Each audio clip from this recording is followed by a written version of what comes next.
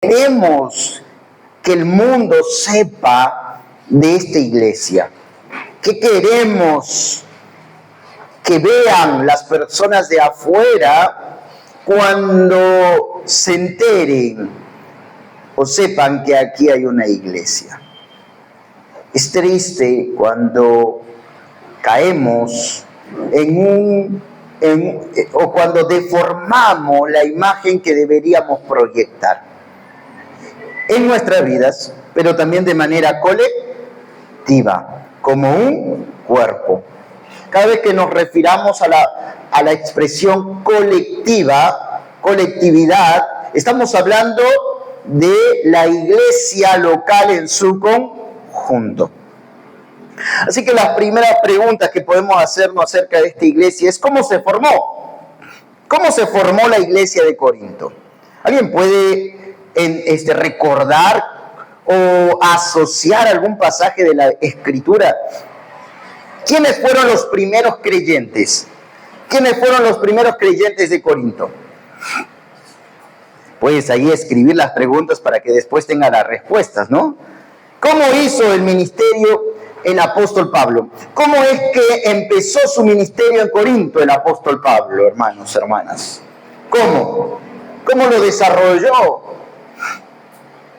Y bueno, estas y otras preguntas te puedes hacer en el texto para entender, para aprender, para conocer, incluso de qué se trata esta epístola. ¿De qué se trata la epístola de Corinto? ¿Alguien sabe? ¿Quieren que pregunte? Ojo, voy a preguntar hoy porque estamos, creo que más cercanos, ¿no? Entonces puedo preguntar. Abran sus Biblias en Hechos capítulo 18. Sin perder Primera de Corintios. Hechos capítulo 18. Y cuando nosotros vamos a Hechos capítulo 18, hermanos, Hechos es el libro en donde se va a narrar todos los viajes misioneros de Pablo, las iglesias que él fundó y las epístolas son cartas que después de haber fundado esas iglesias les va a escribir, les va a redactar, les va a enviar. Entonces, si yo quiero saber el trasfondo, cómo inició una iglesia del Nuevo Testamento, ¿a dónde tengo que ir? A Hechos, ¿verdad? Entonces, ahora entendemos por qué vamos a Hechos. No vaya a ser que alguno piense, total, ¿no era Primera de Corintios? Me está mareando el pastor, creo que no sabe lo que quiere. Hechos capítulo 18. A ver, ¿ya tenemos? Muy bien. Podemos empezar observando en el versículo 1 y ya tienes la respuesta a una de las preguntas, ¿sí o no? Si te has puesto a escribir las preguntas o estás atento, sabes que allí hay una respuesta. A ver, dice la palabra de Dios: después de estas cosas, ¿qué cosas? Entonces hay un acontecimiento anterior a este. ¿Qué acontecimiento anterior Pablo está narrando? Perdón, el doctor Lucas está narrando. Bueno, la predicación de Pablo en Atenas. Cómo algunos, pocos, creyeron ahí en Atenas al Evangelio. Pero también vamos a observar que al final del capítulo 17, así Pablo salió de en medio de ellos, más algunos creyeron. O sea, nos demuestra que en medio de la incredulidad hubieron algunos que creyeron. Pero no, lo que refleja esta historia es que en Atenas hubo mucha incredulidad. Después de esto, Pablo se va a dirigir, y por eso dice en el versículo 1 del capítulo 18, después de estas cosas, Pablo salió de Atenas y fue a Corinto. Así que Pablo pasa de Atenas a Corinto para situarse allí. Y halló, versículo 2, a un judío llamado Aquila, natural del Ponto, recién venido de Italia, con Priscila su mujer, por cuanto Claudio había mandado que todos los judíos saliesen de Roma, y fue a ellos, como era del mismo oficio, se quedó con ellos y trabajaban juntos, pues el oficio de ellos era el hacer tienda. Ya nos presenta nos presenta la respuesta de una de las preguntas, ¿verdad? ¿Cuál era la pregunta que ustedes encuentran aquí? La respuesta que encuentran aquí a la pregunta: ¿cómo inició el ministerio del apóstol Pablo en Corinto? ¿Cómo lo inició? Cuando dijeron que se saliera. Ese es el trasfondo de Aquila y Priscila. Pero ¿cómo inició su ministerio? ¿Cómo significa qué estaba haciendo Pablo cuando inició el ministerio en Corinto? Exacto, estaba trabajando. Ahora después vamos a saber el oficio en que se dedicaba el apóstol Pablo. Pablo también tenía un oficio, hermanos. Por eso siempre instamos a los jóvenes ¿a qué? A tener un oficio o una profesión que les ayude a sustentarse. Pablo estaba haciendo tiendas. Entonces Pablo se encontraba, pero todo esto, Hechos capítulo 18, trasciende al capítulo 15, versículo 36, cuando Pablo inicia su segundo viaje. ¿Sí? Capítulo 18 de Hechos está dentro de la sección del segundo viaje de Pablo, que empieza en el capítulo 15, versículo 36, donde Pablo le va a decir a Bernabé, volvamos a los lugares donde hemos ido para afirmar a los creyentes, ¿no? Pero además de esto, Pablo va a llegar a lugares donde no había llegado en el primer viaje. Y uno de esos lugares es Corinto. Así que en el segundo viaje, Pablo va a fundar la iglesia de Corinto. Pero ¿cómo inició su ministerio? ¿Cómo fue el contexto al comienzo del ministerio de Pablo? Eso estamos observando. Inicia su ministerio trabajando al encontrarse con sus compatriotas. Un matrimonio. ¿Cómo se llamaba, hermanos, el matrimonio? Ahí lo ven en Hechos. Priscila y Aquila. Pablo va a encontrarse con este matrimonio judío que radicaba ¿en dónde? En Italia. Y que ahí era la sede del emperador romano, y por un edicto había ordenado que todos los judíos salieran de Roma. Así que Priscila y Aquila salió para Corinto. Y allí se encontró con Pablo. Hermano, esta es la primera mención de Pablo con Priscila y Aquila. Un matrimonio a quien el apóstol Pablo va a edificar. Hermanos, hay personas que el apóstol Pablo va a edificar y los va a dejar en los lugares.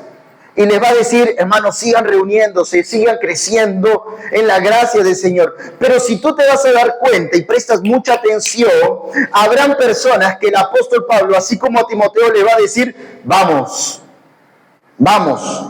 Y son personas que él está viendo, y tiene la confirmación de Dios, que Dios está llamando para trabajos específicos. Y una de esas personas es este matrimonio.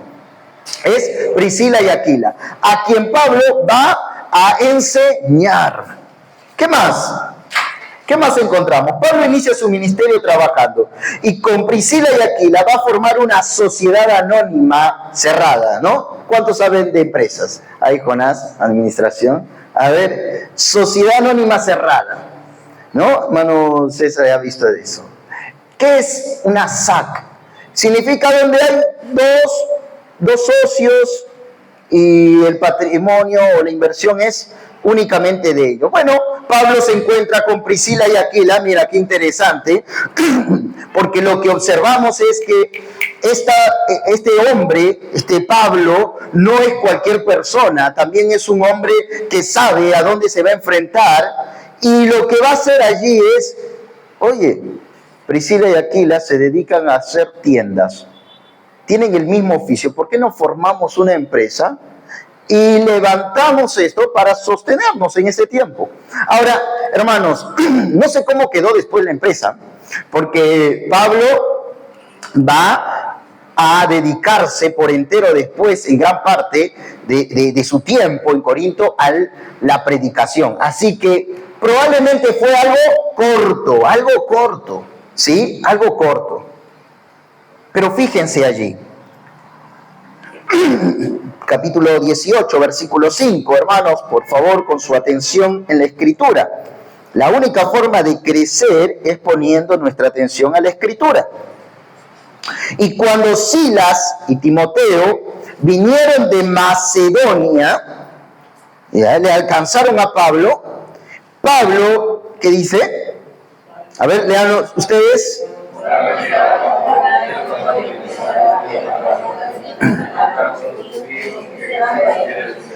¿Cómo ahora se encontraba Pablo? Entregado al ministerio. Fíjense el contraste. ¿Cómo inició Pablo su ministerio en Corinto?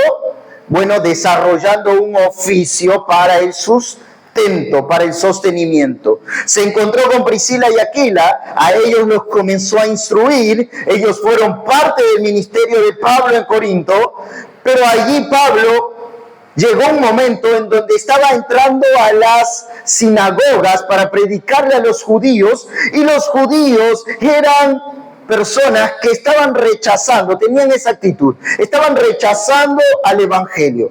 Muchos de ellos, aunque hubieron algunos que se convirtieron. Entonces, ¿qué va a hacer Pablo? Pablo, como no tuvo una buena respuesta por parte de los judíos, a quien Pablo priorizó, esto es muy importante, Pablo priorizó a los judíos, pero como no hubo una respuesta de parte de ellos de arrepentimiento, sino de indiferencia, se abocó Pablo a los gentiles. El primer local de la iglesia en Corinto va a ser en la casa de uno llamado Justo, porque fíjate allí, versículo 7, dice, a ver si pones atención al texto, dice, y saliendo de allí, se fue a la casa de uno llamado Justo, temeroso de Dios, la cual estaba junto a la sinagoga. ¿Ya? ¿Está bien? Este era el local de la sinagoga, y como ahí se reunían los judíos, ¿no? Y como los judíos no tenían una recepción al evangelio, una recepción buena, ¿qué hizo Pablo? Mira, al costado. Y ese hombre era temeroso de Dios. La expresión, hermanos, temeroso de Dios, es una expresión de alguien que es un prosélito en la Biblia, en la Escritura. Cuando se menciona temeroso de Dios y no judío, ¿sí? Para hacer una distinción, es un hombre que ha abrazado las creencias judías, pero no es judío, que ha abrazado las creencias judías. Entonces, este hombre, por eso es que teme a Dios, porque ha visto a los judíos de repente al costadito y ha escuchado, y ha tenido curiosidad, y ha comenzado a conocer, escuchar más, y entonces Pablo llega a él, y observamos que ya había sido convertido. Entonces, Justo lo que hace es abrir su casa. Pablo, no te preocupes, acá tienes la puerta de mi casa abierta. Tengo un salón grande allí en la azotea, puedes empezar aquí la iglesia. Y Pablo comenzó la predicación en la casa de Justo. Y fíjense, había un hombre encargado en cada sinagoga. ¿Y qué es lo que sucede? Dice, los primeros convertidos. Dentro de este grupo de los primeros convertidos en la iglesia de Corinto, ya tenemos a Justo, pero también, ¿quién? Versículo 8, Crispo. Así que si alguien te pregunta, ¿quiénes conformaban la iglesia de Corinto? No digas, no sé quiénes. Ya están aquí los nombres mencionándose. Crispo, uno de los que se convirtió al Evangelio. Y después, ¿qué dice el versículo 8? ¿Cómo continúa, hermano César? Versículo 8. Y Crispo, el principal de la sinagoga, creyó en el Señor con toda su casa, y muchos de los corintios, oyendo, creían y eran bautizados. Entonces, lo que observamos con esta descripción en Hechos es que la iglesia de Corinto comenzó en la casa de Justo, con la predicación de Pablo después de que salió de la sinagoga a esa casa, para que Crispo y muchos más después de él creyeran en el Evangelio y sean bautizados para identificarse con la iglesia local. Iglesia local. Entonces ahí tenemos la iglesia local de Corinto. ¿Cuánto tiempo estuvo Pablo con ellos? Versículo 11. Hermano Lucho. A ver. Después seguimos así. Versículo 11. Se detuvo allí un año y 6 meses, enseñándoles la palabra de Dios. ¿Cuánto tiempo? 18 meses. 18 meses, hermano. ¿Cuánto tiempo estamos juntos? 9 años. Pablo estuvo 18 meses. Hermanos, el crecimiento espiritual, después vamos a ver que sí, era una iglesia joven y pasó por diferentes situaciones. Pero el crecimiento espiritual se da en una dinámica de una combinación entre el que enseña y los que son enseñados, ¿sí? Para que haya crecimiento tiene que haber disposición y una recepción. Si la persona que enseña no se dispone a enseñar, entonces no va a haber crecimiento. Pero si los receptores no se disponen a abrazar las verdades de la Escritura, tampoco va a haber crecimiento. Evalúese cada uno cómo está en esa dinámica, en esa combinación de la enseñanza. Y vamos a ver qué triste, qué es lo que pasó en la iglesia de Corinto. Pablo, entonces, dice ahí cuando vamos al capítulo 19, bueno, desde antes podemos ver en el versículo 18, dice, mas Pablo habiéndose detenido aún muchos días allí, después se despidió de los hermanos y navegó a Siria, y con él, ¿quién fue? Entonces, ¿te das cuenta? Los conoció ¿en dónde? En Corinto. Durante 1 año y medio, Priscila y Aquila estuvieron al lado de Pablo. Pablo les enseñó, les instruyó, los llevó a un nivel donde Pablo va ahora a confiar plenamente en Priscila y Aquila, como hombres que pueden ahora encargarse de la obra de Dios en otro lugar. Y entonces Pablo es un estratega que comienza a ver, guiado por el Espíritu, a Priscila y Aquila y los lleva a Éfeso, en donde los va a dejar. Y Priscila y Aquila van a ser los primeros que van a estar, o parte del grupo de ancianos en Éfeso, que van a estar allí. Es un matrimonio, hermanos, es una combinación. Pero fíjate después, capítulo 18-24. Llegó entonces a Éfeso, allí estaba Priscila y Aquila, ¿sí? En Éfeso. ¿Y quién llegó a Éfeso? Apolos, natural de Alejandría, varón elocuente, poderoso en las Escrituras. Este había sido instruido en el camino del Señor y siendo de espíritu fervoroso, hablaba y enseñaba diligentemente lo concerniente al Señor, aunque solamente conocía el bautismo de Juan. ¿Qué pasó con él? Mira, ¿qué hizo Priscila y Aquila? Lo que Pablo hizo con ellos. Fíjense esto, y comenzó a hablar con denuedo en la sinagoga. Pero cuando le oyeron Priscila y Aquila, le tomaron aparte y le expusieron más exactamente el camino de Dios. Y queriendo él pasar por Acaya, los hermanos le animaron y le escribieron a los discípulos que le recibiesen, y llegado él allá, fue de gran provecho a los que por la gracia habían creído. Fíjense, ¿qué es lo que leímos? Leímos esto, hermanos, si pudiste entender esto o prestar atención. Apolo llega a Éfeso y Priscila y Aquila, cuando lo escuchan, es un hombre vehemente, hermano, es un hombre elocuente, es un hombre poderoso en palabras, así se le va a describir a Apolo. Es un evangelista, pero todavía no tenía el orden de las cosas que habían sucedido. Entonces, lo que va a hacer Priscila y Aquila es transferir el conocimiento que ellos recibieron de parte de Pablo.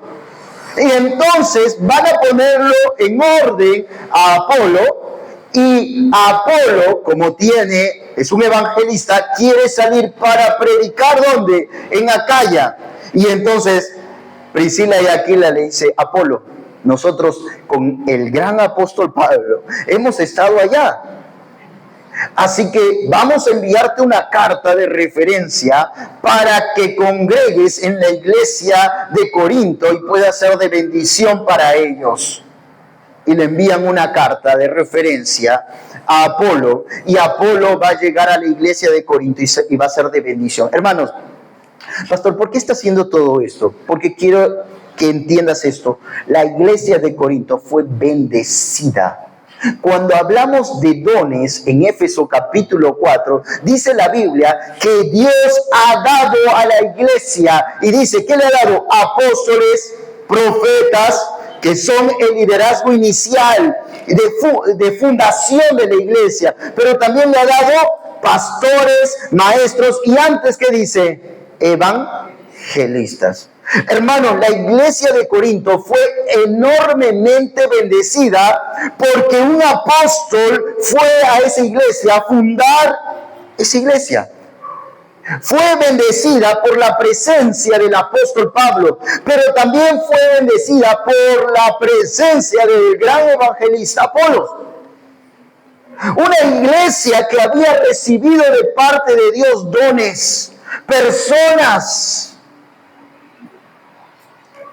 Pero eso no asegura, hermanos. Hace rato te dije que es la combinación de dos partes, ¿no? Hermanos, recibir en la iglesia los mejores predicadores, como si hubiera, pero digamos así, Apolo, Pablo, no significa que la iglesia esté madura en la fe. Quiero animarte, hermano, por favor, escúchame esto. Quiero animarte a entender que es tu corazón receptivo a la Escritura y a abrazar las verdades de Dios y a perseguir, modelar a Cristo. Tiene que ver en nuestra iglesia, en tu vida, reflejado a Cristo. No a Pedro, no a Pablo, sino a ¿quién? A Cristo. Pablo va a salir en su tercer viaje misionero, capítulo 19, y mira, ¿qué sucede allí? Nos dice que aconteció entre tanto que Apolos estaba en Corinto, Pablo, después de recorrer las regiones superiores, vino a Éfeso. O sea, Pablo va a estar 3 años en Éfeso, pero los primeros 2 años, probablemente paralelamente, Apolo va a estar en Corinto, ¿sí? Y después, no sé cuánto tiempo, no dice la Biblia, estuvo Apolo ahí en Corinto. Pero paralelamente a esto, en este tiempo que Pablo va a estar en Éfeso, ¿sí? Presta atención a esto. Pablo, en el tiempo que va a estar en Éfeso, va a recibir una carta del estado en que se encontraban los corintios. ¿Sí? Imagínate, yo estaba en Brasil y a veces hablaba con mi hermano Edgar cuando estaba acá y le preguntaba, ¿cómo está? Oh, tal persona no viene. Así que yo ya sé quién no vino, hermanos. Yo ya sé quién faltó en el tiempo en que no estuve. No se preocupen, no estamos aquí para poner su foto. Pero iba enterándome de las cosas que estaban sucediendo. Bueno, ahora es más, hemos hecho videollamadas. Pero imagínate, en ese tiempo Pablo no tenía el WhatsApp. Pablo no tenía una cámara, un celular. Entonces, la información, hermano, no se cortaba, había información, pero llegaba de vez en cuando, cada cierto tiempo y por medio de cartas. Pablo, mira, Justo sigue firme en el Señor. Crispo ha construido y la iglesia ha crecido. ¿Qué sé yo? Estoy dando ampliando. Pero lo que sucede, hermano, es que Pablo recibe una carta que no es tan agradable, hermanos. Y es triste esto, ¿no? Una carta que no es agradable, sino una carta donde muestra el estado espiritual de una iglesia inmadura. Una iglesia que no había abrazado las verdades que Pablo había enseñado. Una iglesia que estaba mirando personas, mirando cosas que Dios había dado a la iglesia, pero que no eran el foco importante, digamos así, el foco principal. Algunos se jactaban, yo tengo ese don, tú no lo tienes, yo soy más espiritual que tú. Yo fui convertido por el apóstol Pablo, tú no. Pero yo fui alcanzado por Apolo, el mejor orador de estos tiempos. ¿Te das cuenta? Y se jactaban por cosas que no tienen en realidad valor. Así que Pablo, en respuesta al informe recibido del estado de la iglesia de Corinto, va a corregir de manera amorosa, pero también firme, los pecados de la iglesia que estaban atentando especialmente contra la unidad del cuerpo. Vamos a 1 de Corintios, hermano, ahora sí. Por favor, ahí 1 de Corintios. Y vamos al capítulo 1 para observar esto que acabamos de expresar. Versículo 10.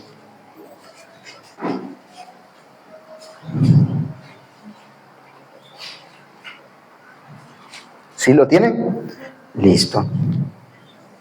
Os ruego, pues, hermanos, por el nombre de nuestro Señor Jesucristo, que habléis todos una misma y que no haya entre vosotros divisiones, sino que estéis perfectamente unidos en una misma mente y en un mismo.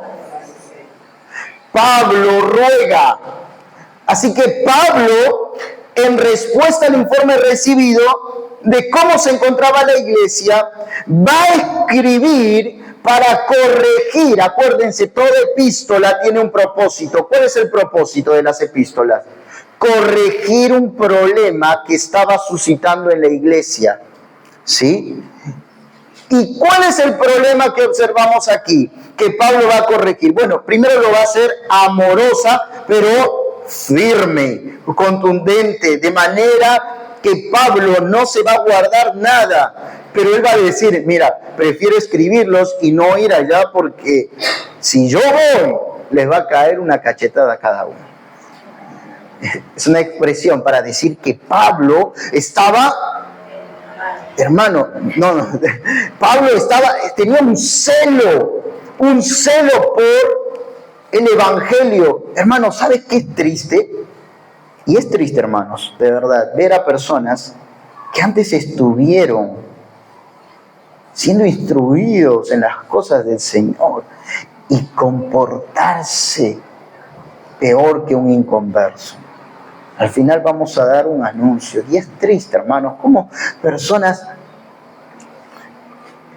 que en verdad escucharon el evangelio, se sentaron en las filas de nuestra congregación o de algunas iglesias y hoy niegan la fe con sus propias vidas. Y hermano, cuidado, porque el que diga estar firme, mire que no caiga. arraigados y acimentados en el Señor. Hermanos, Pablo va a corregir un pecado dentro de la iglesia que puede englobar todos los demás, que es el pecado del divisionismo, el pecado que atenta contra la unidad del cuerpo. Hermano, todo pecado dentro de la iglesia puede y va a afectar la unidad del cuerpo. Y Pablo por eso tiene el foco. Ustedes, al reunirse como iglesia, están reflejando una imagen. Es la imagen de Cristo, porque sois cuerpo de Cristo. Así que la división de Corinto lo podemos ver capítulo 1 y 4, al capítulo 4. Pablo responde, o la respuesta de Pablo al informe de la casa de Chloe, ¿no? Allí tenemos el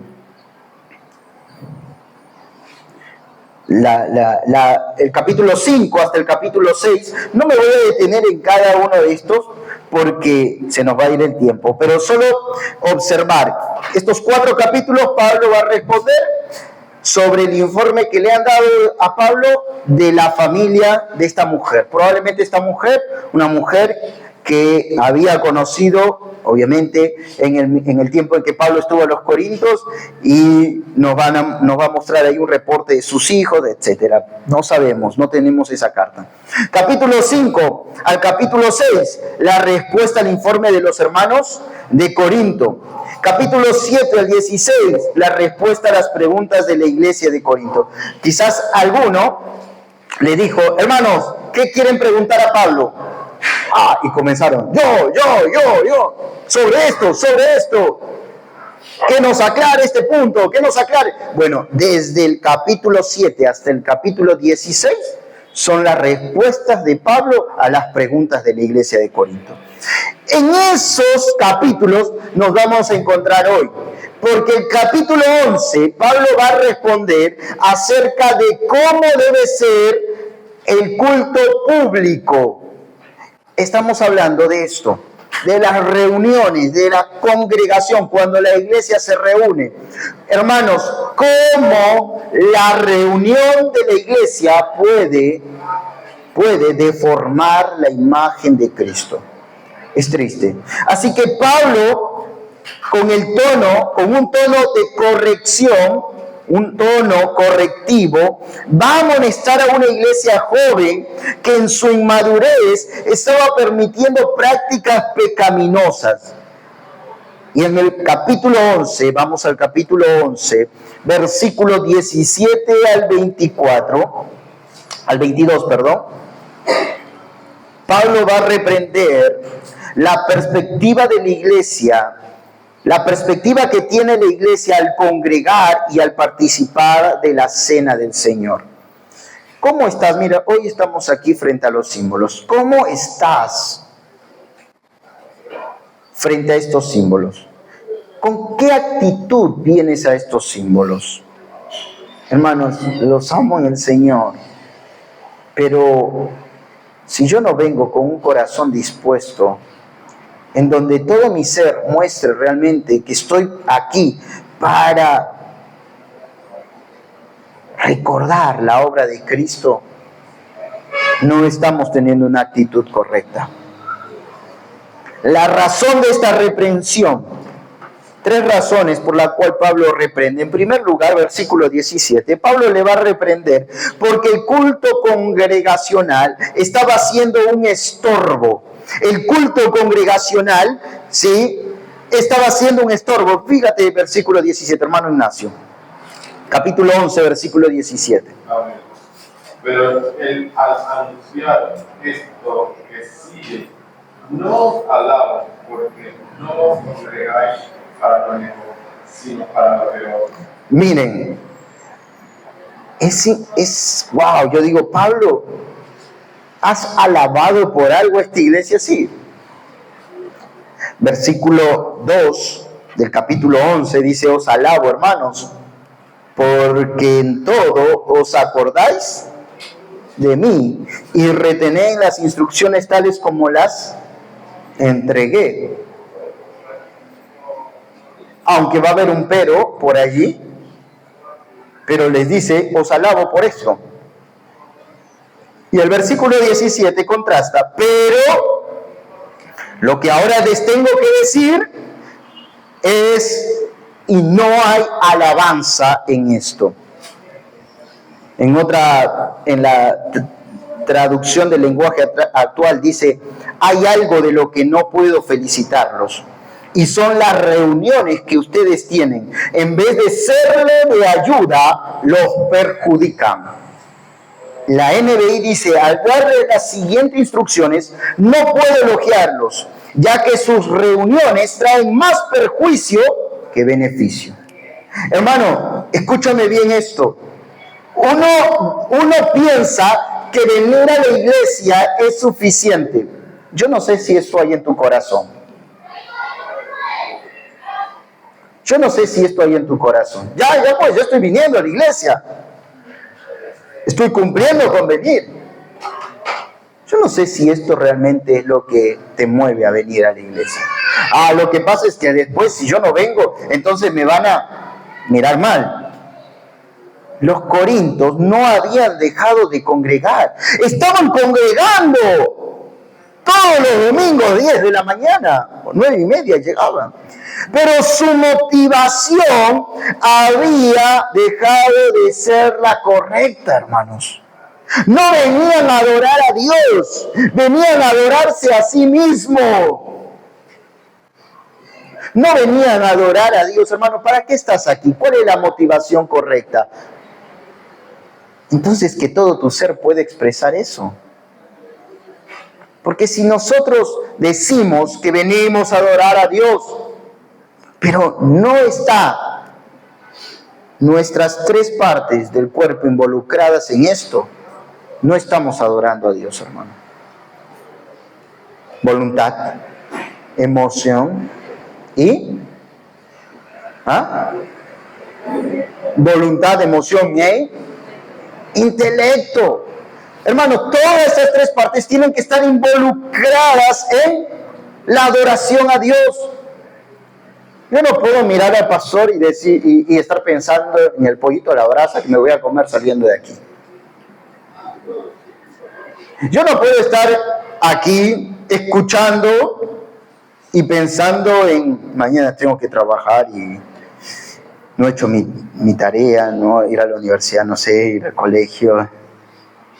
Hermanos, los corintios estaban congregando, pero no venían a adorar a Dios, venían a adorarse a sí mismos.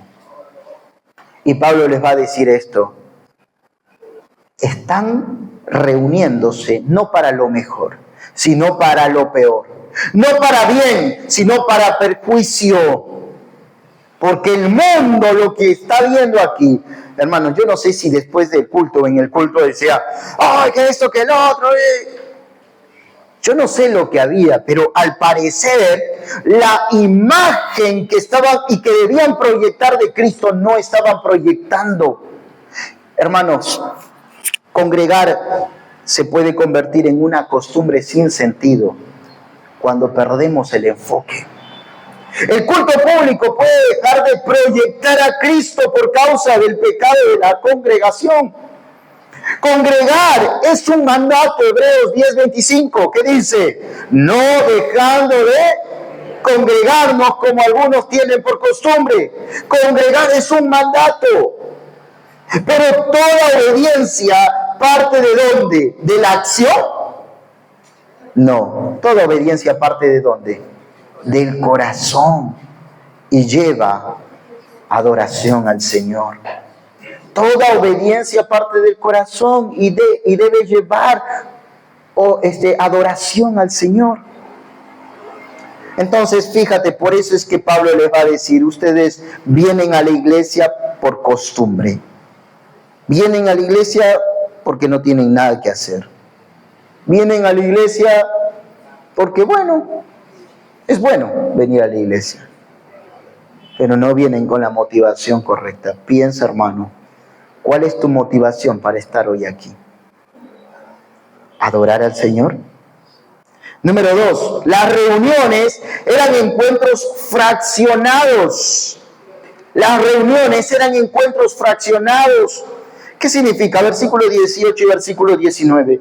Pues en primer lugar, cuando os reunís como iglesia, mira, está hablando del culto público. Cuando os reunís como iglesia, oigo que hay entre vosotros divisiones.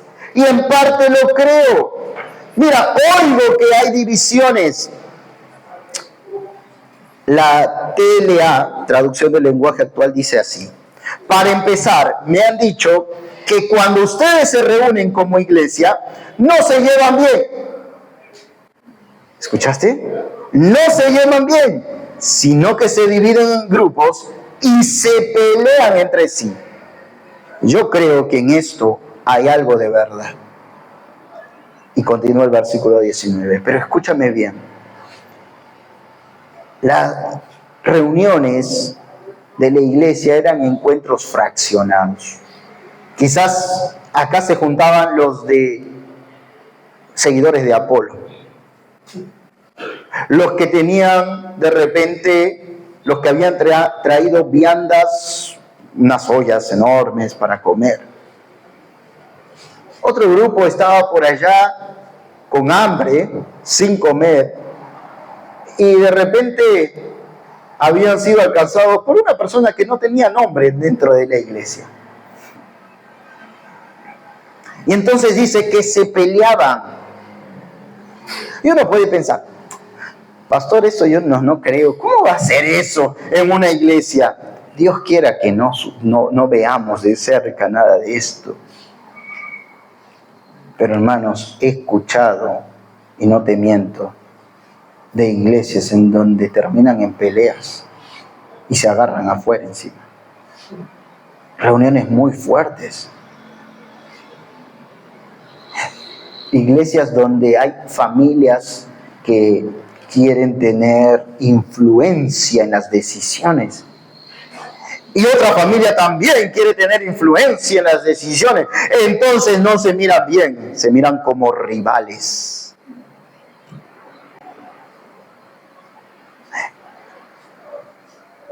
Jesús expresó que una marca del discípulo genuino es Juan 13:35, que dice: en esto conocerán que sois verdaderamente mis discípulos. ¿En qué? En que nos amamos unos a otros. Hermano, no podemos vislumbrar la imagen de Cristo en nuestras congregaciones si yo digo, uy, ahí está la hermanita tal. Mejor me voy por el otro lado. No, mire ese hermanito, no me cae bien. Mejor me voy por allá o me quedo aquí nada más.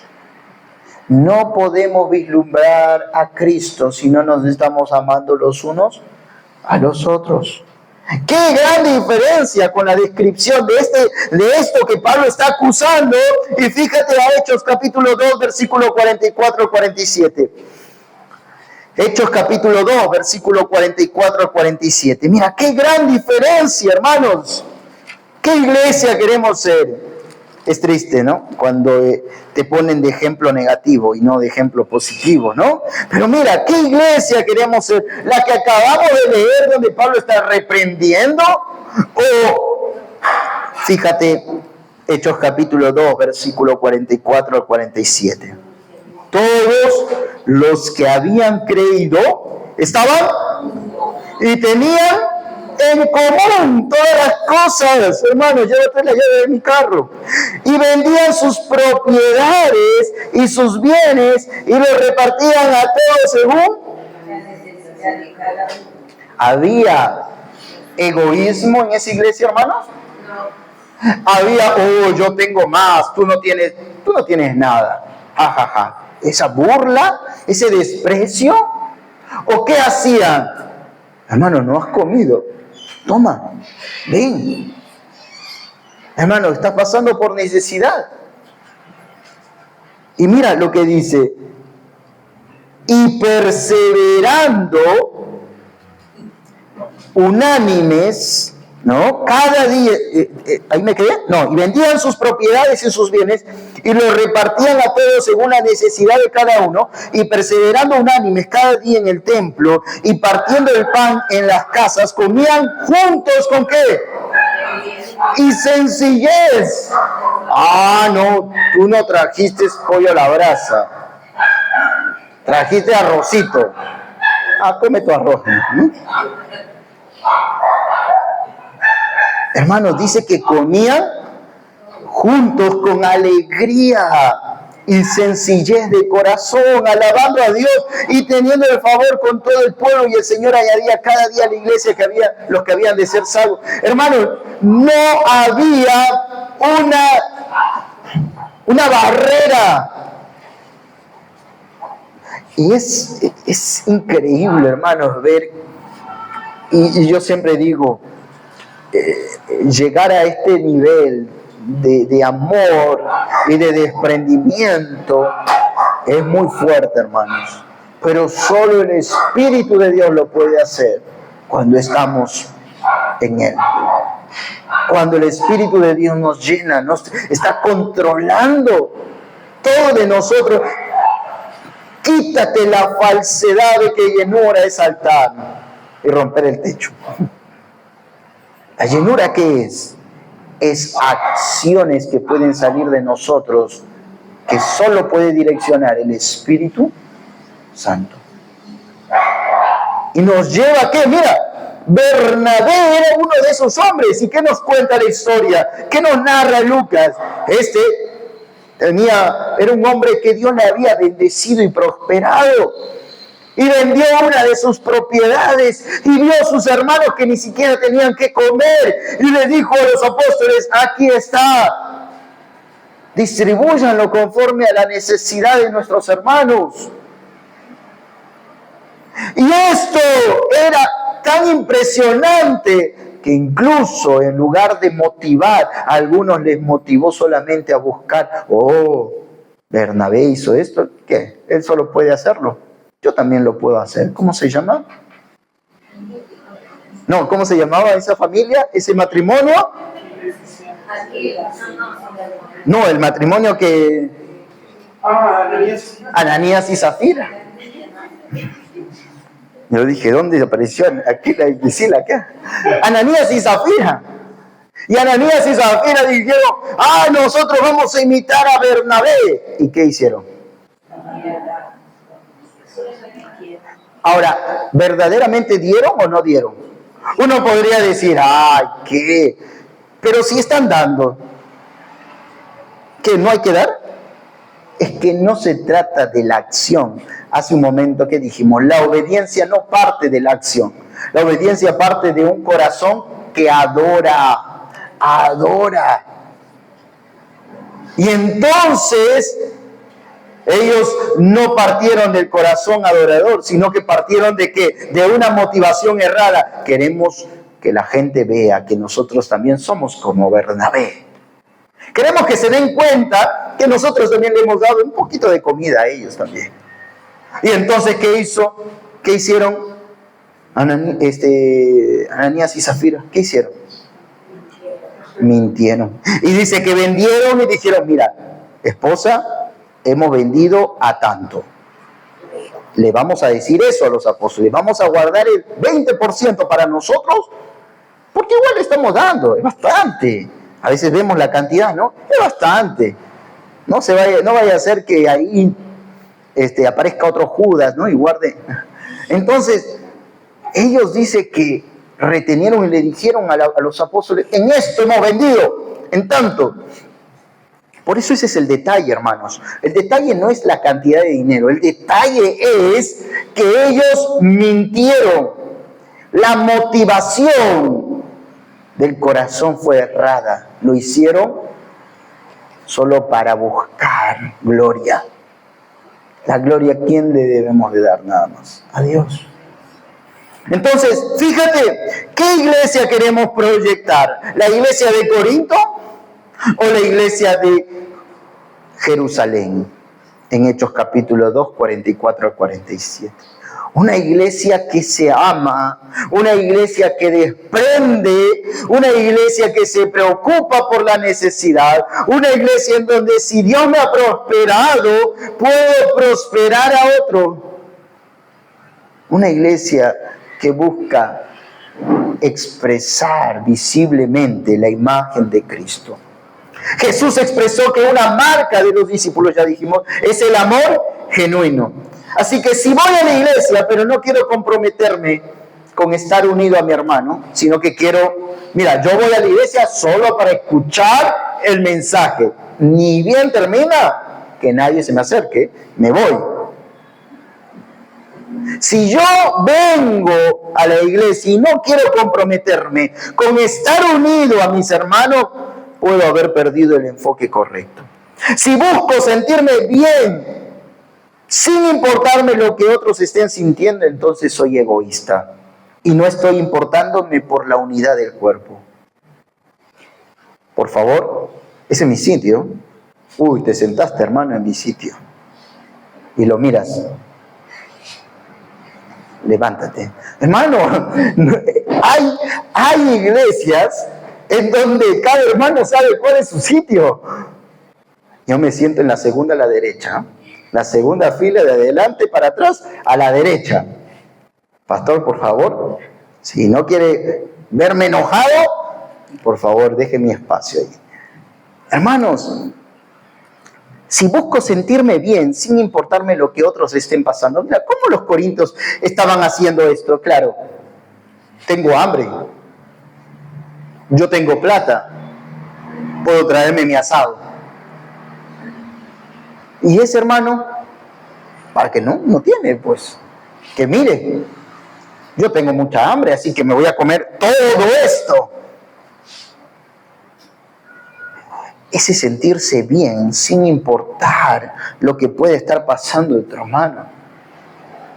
Sí, nosotros tenemos tiempo de comunión y tratamos de distribuir, ¿no?, de manera equitativa, justa. Pero a veces hay pequeños detalles en donde uno tiene que evaluarse. ¿Qué estoy buscando? ¿Mi bien? ¿Mi bienestar? ¿O estoy pensando en mi hermano? ¿Hay algún nuevo dentro de la congregación a quien yo deba servirle? ¿Hay alguna hermanita, hermanito, que no pueda acercarse de repente y le puedo ir y servir? ¿Hay alguien que de repente ha venido sin desayunar? Hoy todos vinimos sin desayunar. Pero hay alguien quien de repente no ha comido 2 días, un día. Y yo estoy buscando doble presa. Hermanos, pensemos siempre en los demás, porque esa es una muestra de que pertenecemos a un cuerpo unido. No venimos a la iglesia para amar, no venimos a la iglesia para amar a unos y odiar a otros. El que me cae bien. Sino para amarnos, sostenernos, animarnos y edificarnos como un solo cuerpo. Estamos aquí para sostener de repente a alguien en esta semana ha sufrido alguna circunstancia, situación y necesita un abrazo tuyo. De repente alguien no está aquí porque está enfrentando una carga emocional fuerte y necesita de ti. Así que no venimos a la iglesia para amarnos, para amar a unos y odiar a otros, o ser indiferente con otros, sino para amarnos, sostenernos y animarnos, edificarnos como un solo cuerpo. Finalmente, los cultos estaban siendo la plataforma de una exposición egoísta. Yo vengo a los cultos y de repente alguno puede decir, yo vengo a la iglesia. ¿Qué me pongo, hermanos? ¿Qué me pongo? No sé mucho de marcas, pero no sé, podría ser alguien que diga, todo mi salario del mes lo invertí en esta ropa, en esta. ¿Y para qué? Para que el domingo se den cuenta que yo tengo algo de mucho valor. Hermanos, los corintios estaban llegando allí y pasaban a las mesas, porque durante los primeros siglos el servicio ampliado incluía un banquete de amor. Un banquete de amor, hermanos. Era el propósito ser un banquete de amor, pero mira, ellos lo habían distorsionado. Entonces, el culto, hermanos, incluía el banquete de amor, varias oraciones de gracia y confesión, lectura e instrucción de la Escritura y la Santa Cena después. Una colecta para los huérfanos, las viudas, los enfermos, los necesitados. Y finalmente un beso santo. Dice esto Justino Martí, un historiador. Entonces, ¿te das cuenta, hermano? Y entonces llegaba al banquete la llave del carro y pasaba en medio del banquete y venían con sus viandas. ¿Pero qué viandas?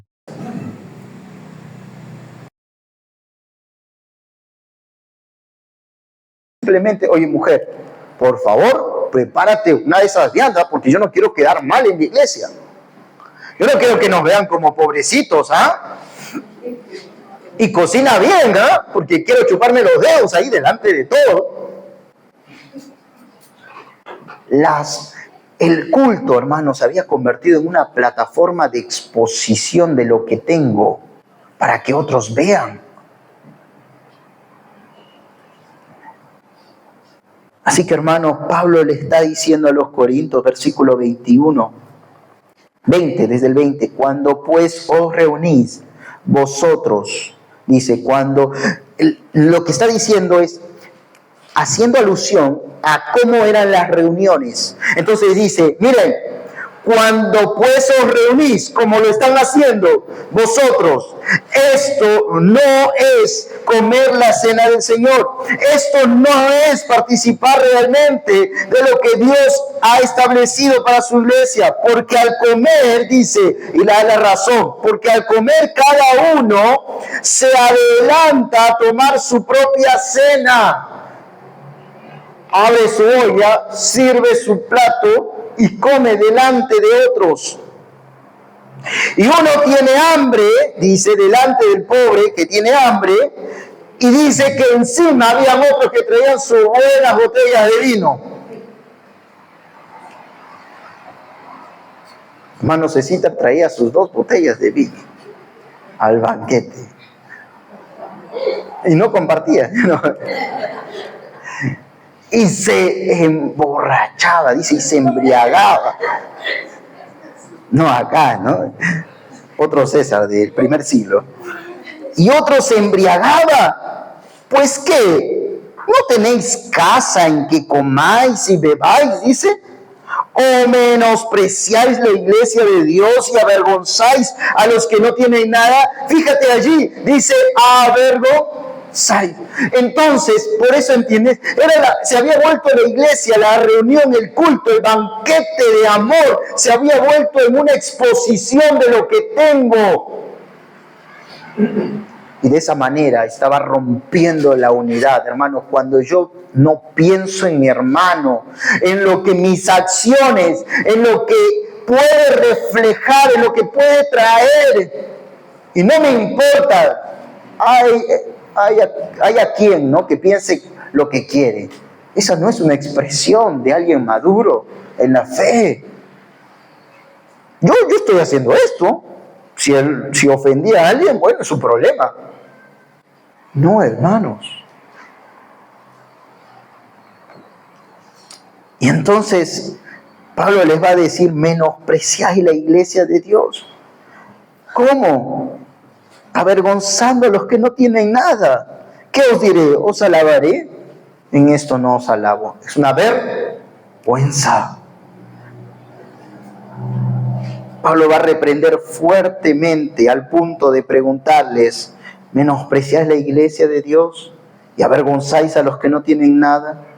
Venir, hermano, a la iglesia para ostentar, riqueza, o que yo tengo algo que tú no tienes, es tomar el nombre de Cristo en poco, es menospreciar lo que Cristo ha hecho aquí, nos ha unido y somos una familia, somos un cuerpo por la sangre de Cristo, es menospreciar la sangre de Cristo. Entonces, participar de la cena del Señor debía llevar a los creyentes a humillarse a sí mismo y no humillar a su hermano. Cuando yo vengo a participar de este culto y de estos símbolos, hermano, yo tengo que venir con un corazón humillado, contrito, no un corazón déspota, no con una actitud de, ay, me lo merezco, no. Los corintios, en lugar de humillarse, estaban humillando a sus hermanos con sus acciones. Participar de los símbolos debía producir generosidad, porque Cristo se entregó por mí. Entonces yo me puedo entregar por mis hermanos. Y en lugar de generosidad, estaba viendo avaricia. Ah, no, esto es mío, no lo toques. No comas, no agarres de esa olla. Participar de la comunión debía realzar el valor de congregar, lo que es realmente, hermano, participar de estos cultos, para que el mundo pueda ver la imagen de Cristo reflejado en la congregación. Pero lo estaba desvirtuando porque no había arrepentimiento en el corazón de estos creyentes. Había una obstinación. ¿Qué he hecho mal? Pero si yo trajo mi comida. No había arrepentimiento en el corazón, hermanos. Termino con esto. Menospreciar, hermanos, la iglesia de Dios es menospreciar el sacrificio de aquel que hizo posible la existencia de la iglesia.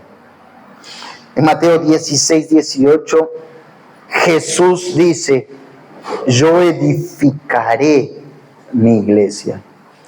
Jesús es el dueño de la iglesia porque Él mismo prometió edificarla. En Mateo 27, 35 al 46 y más, todo ese capítulo, Jesús se entrega por la iglesia, paga el rescate de la humanidad con su muerte y su sacrificio es la base de la edificación de la iglesia. Cuando nosotros vamos a Mateo 28, 19 al 20, el Cristo ahora resucitado tiene la autoridad para comisionar a los discípulos a sobreedificar la iglesia. Y los envía, vayan y hagan discípulos a todas las naciones. La iglesia, querido hermano, y quiero que entiendas esto finalmente, la iglesia existe únicamente porque Cristo la diseñó, la compró y la está edificando. Nadie debe distorsionar la única imagen que la iglesia debe proyectar. Si nosotros nos reunimos para hacer de esto un club, si nosotros nos reunimos únicamente para mostrarnos a nosotros mismos, la imagen de Cristo se está distorsionando. La iglesia existe por Cristo y para Cristo, hermanos, para glorificar su nombre, para que Cristo sea visible en esta reunión. ¿Hay algún pecado que está interfiriendo para que proyectes la imagen de Cristo? ¿Hay algún pecado en tu vida que está afectando que colectivamente reflejemos la imagen de Cristo? Hermanos, cuando todos los que nos reunimos aquí no proyectamos un amor por los demás, un amor por Cristo, por la obra de Dios en este lugar, no estamos proyectando a Cristo. Cuando nos reunimos, no estamos orando, no estamos atentos a las Escrituras, no estamos proyectando a Cristo. Cuando nosotros estamos pensando en otra cosa y distraídos, no estamos proyectando a Cristo. Cuando nosotros estamos con un corazón aferrado a las cosas de este mundo, yo no puedo ver en qué puedo servir al Señor, en qué puedo ser de bendición a mi hermano, en cómo puedo ser parte de la obra de Dios y no puedo proyectar a Cristo. Por eso, hermanos, la palabra de Dios nos manda a arrepentirnos. ¿Hay algún pecado que está interfiriendo para que tu vida proyecte la imagen de Cristo en esta congregación? 2026, queremos ser una iglesia que proyecte a Cristo. Arrepintámonos y congreguemos con un deseo de vislumbrar la imagen de aquel que es Señor de su iglesia. Cierra tus ojos, inclina tu rostro.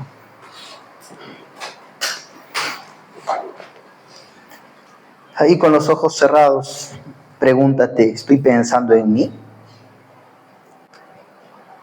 Cuando congrego, ¿estoy pensando en mí, nada más en mí? ¿Con qué motivación vengo a la iglesia? Pueden haber múltiples, pero si no es esta de glorificar a Cristo, de adorarle y de reflejar a Cristo, es una actitud incorrecta. Y Dios te manda a arrepentirte de ello.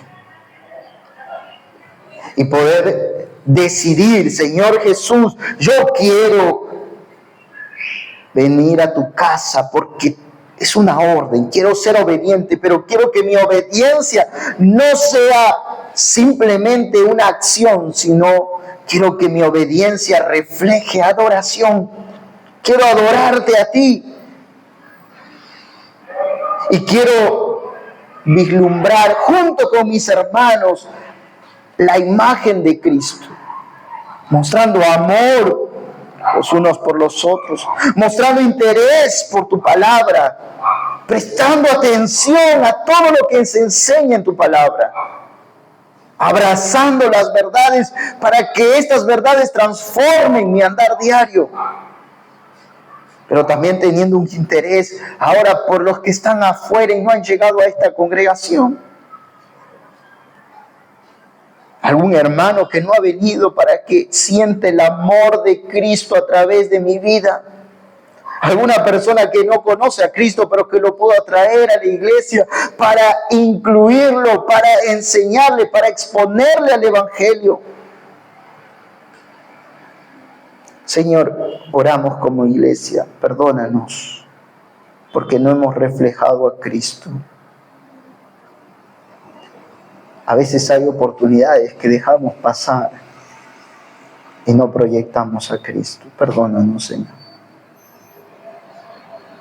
Te pido que en este 2026, lo que resta, podamos como congregación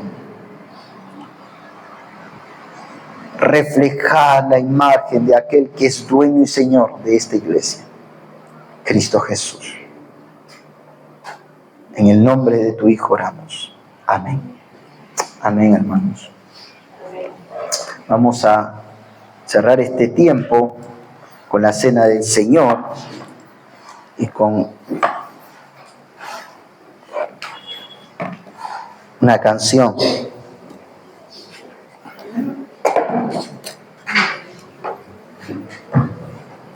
En el Monte Calvario.